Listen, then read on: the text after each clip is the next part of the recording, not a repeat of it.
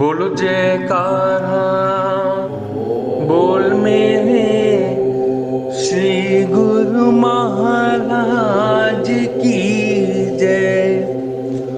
गुरु ब्रह्मा गुरु विष्णु गुरुदेवो महेश्वरा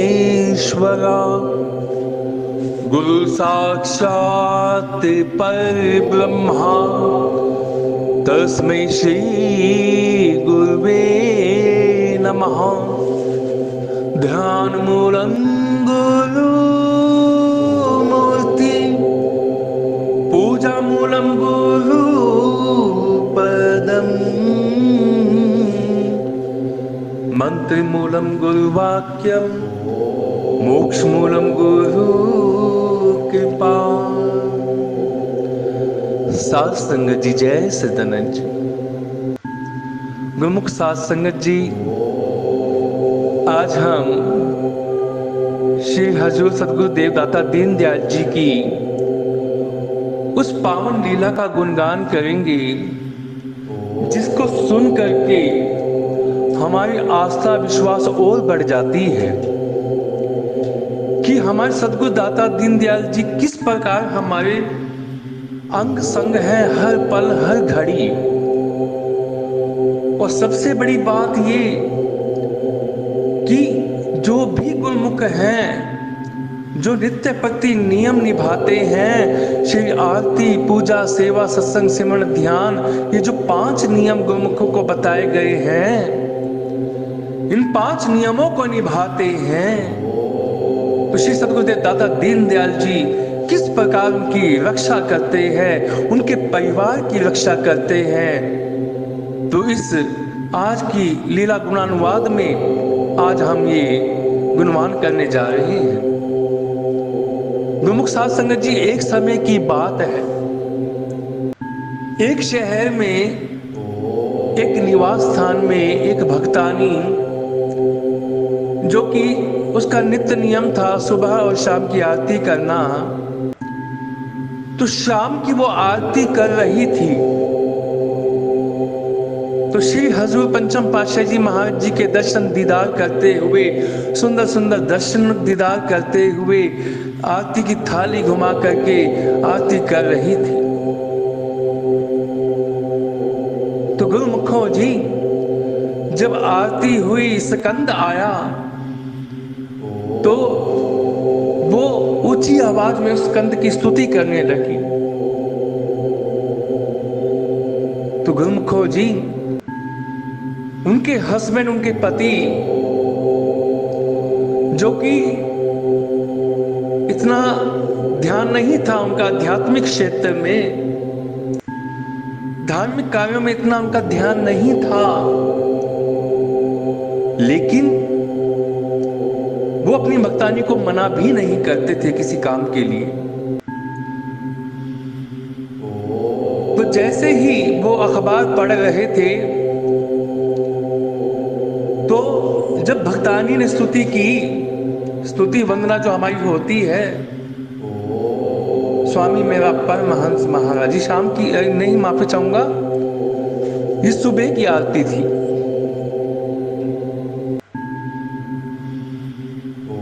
सुबह की आरती के वक्त जब ये वंदना कर रही, स्तुति कर रही थी, तो उस वक्त जब ये शब्द आया कि वे तरनी से हमें उबारो, करुणा जहाज बना कर तारो, तो ये कानों तक उस भक्त के भी जा रही थी जो उनके हस्बैंड थे। तो इस दरमियान क्या हुआ कि उस भगत जी को एकदम हार्ट अटैक सा आया। वो उस भक्तानी के भगत थे, दरबार के भगत नहीं थे, लेकिन हम भगत जी कहकर के ही संबोधित करेंगे। तो एकदम उनको हार्ट अटैक आया तो उनके प्राण उड़ गए। जब यमदूत उन्हें लेकर के जा रहे थे यमराज की अदालत में, लेकिन अंत समय में जो ध्वनि गुंजायमान हुई उनकी कानों में कि वे तरनी से हमें उबारो, करुणा जहाज बनाकर तारो। हर वक्त यही शब्द गायन हो रहा था, हर वक्त यही शब्द गायन हो रहा था उसकी आत्मा से। तो गुरुमुख जी जब यमलोक में पहुंचे, यमराज के द्वार पे पहुंचे, तो वहां पे भी बहुत लंबी लंबी लाइनें होती हैं, भीड़ लगी होती है। वहां पे भी कहीं रोने की आवाजें आ रही होती हैं, कहीं हंसने की आवाजें आ रही होती हैं, कहीं खाना बट रहा होता है और कहीं भूखा मारा जाता है। तो जिन लोगों ने दान कर्म किया होता है उन्हें तो वहां भोजन दे दिया जाता है, और जिन लोगों ने कभी भी दान पुण्य नहीं किया होता उनको यूं ही छोड़ दिया जाता है कि तूने कौन सा, पूछा जाता है कि तूने कौन सा दान पुण्य किया था कि जो तुझे खाने को दे। तो सब कर्मों का हिसाब होता है।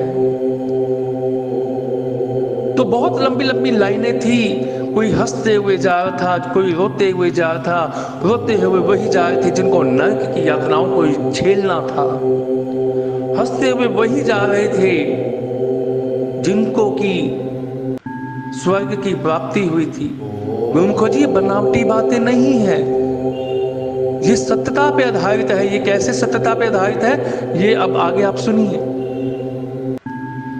तो जब उस व्यक्ति की बारी आई, भगत की बारी आई, तो यमराज के सामने पेश किया गया। तो जब लेखा जोखा देखा गया कि इसके कर्म में तो कोई ऐसा कर्म लगता नहीं कि इसको स्वर्ग भेजा जाए, बल्कि इसने तो पाप कर्म बहुत किए हैं,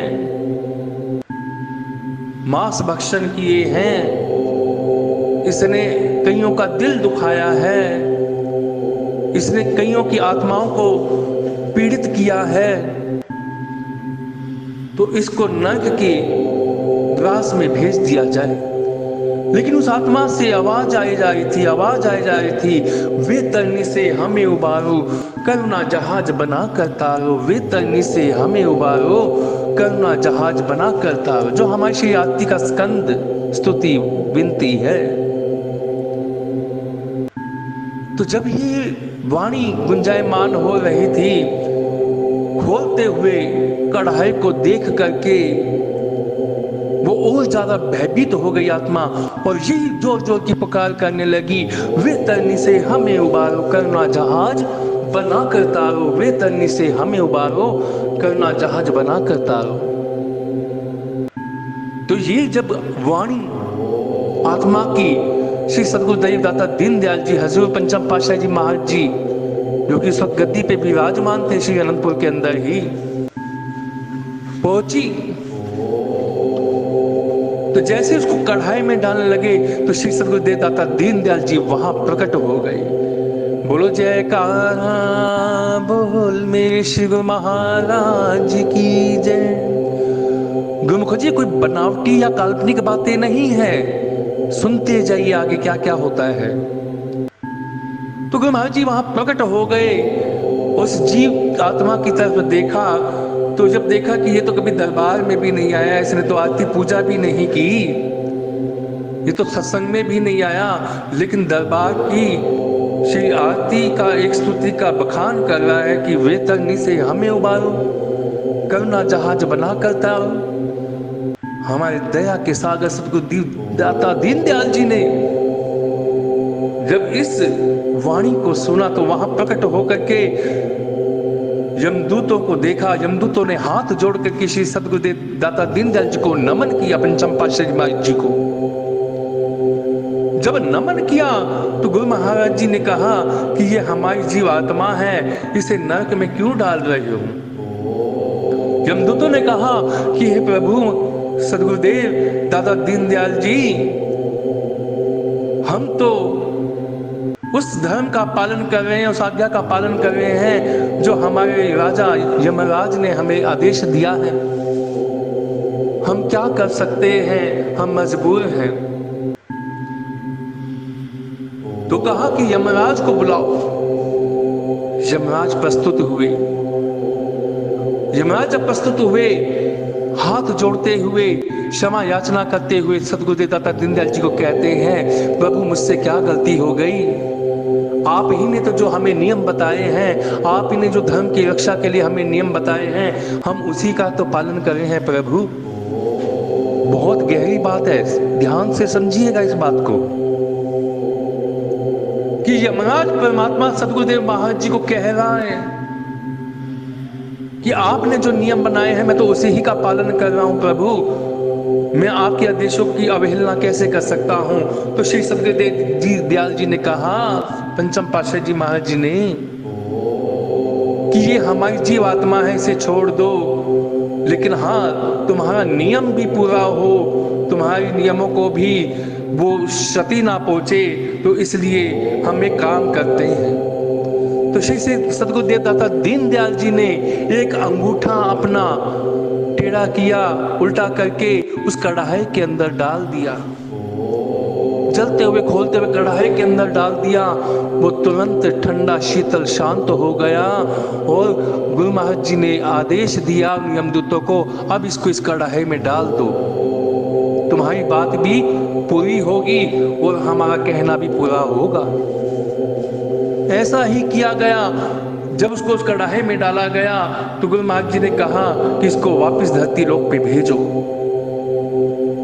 अब उसके घर में तो रोना पिटना हो रहा था कि ये व्यक्ति तो मर गया XYZ, ये हो गया वो हो गया।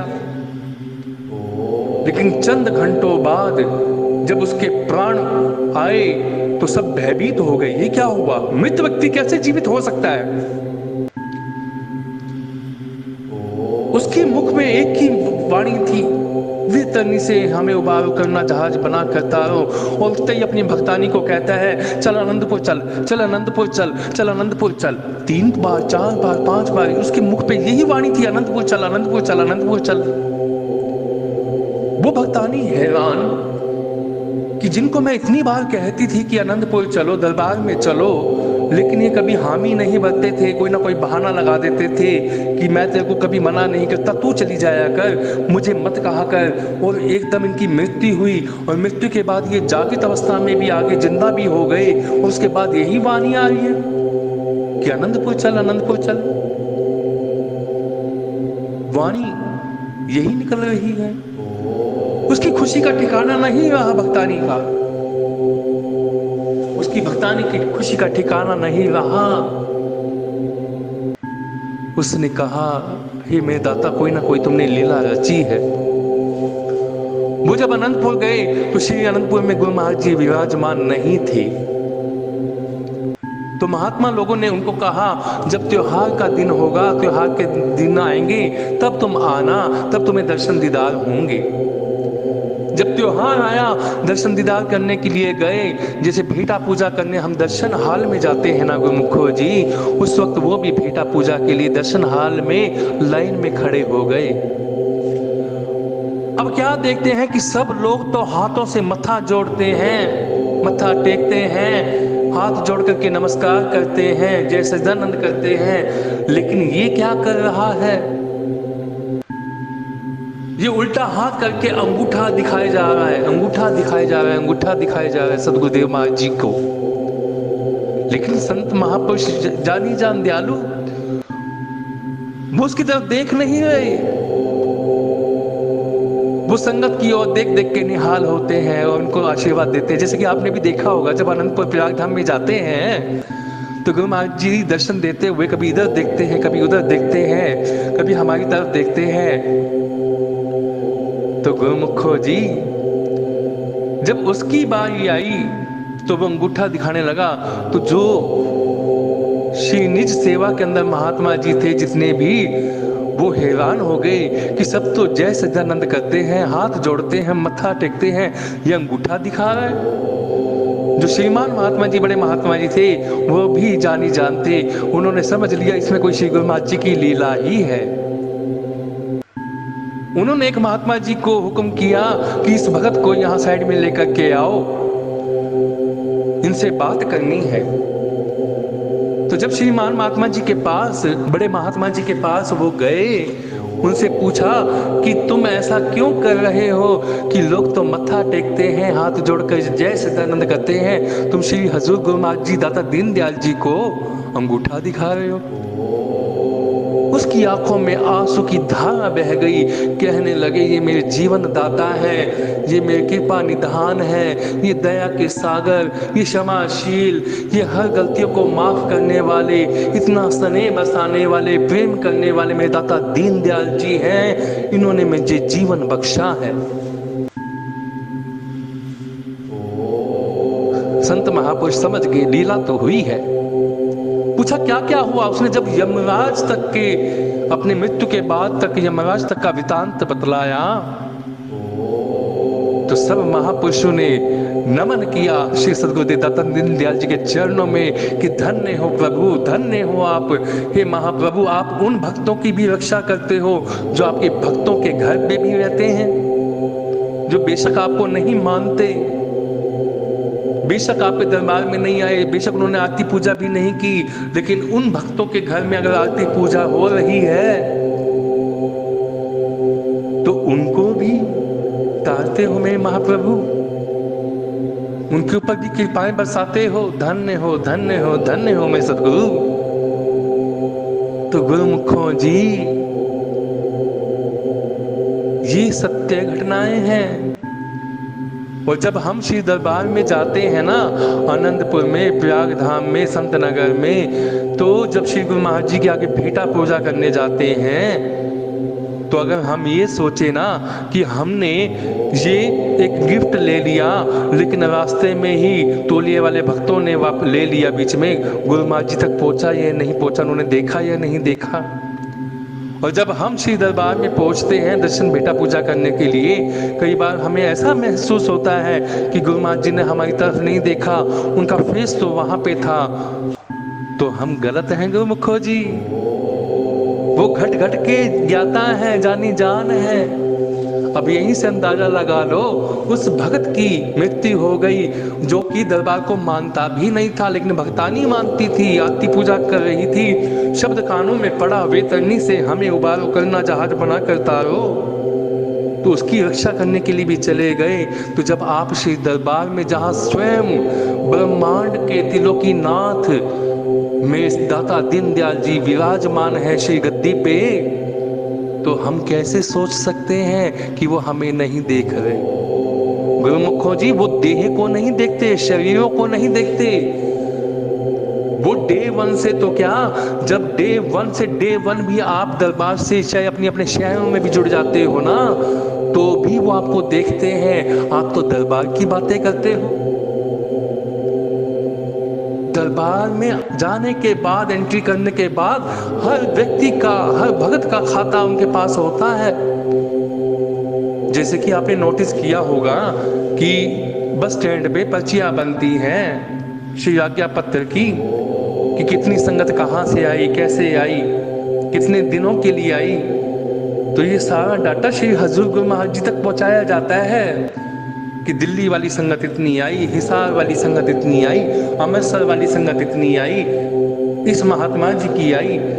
सब जानी जान है गुरु महाराज जी हमारे, सारी डिटेल्स उन तक पहुंचती है कि आज के दिन इतनी संगत हरिद्वार से आई, आज के दिन इतनी संगत दिल्ली से आई, आज के दिन जम्मू से आई, और इन महात्मा जी, इन भाई जी की संगत है।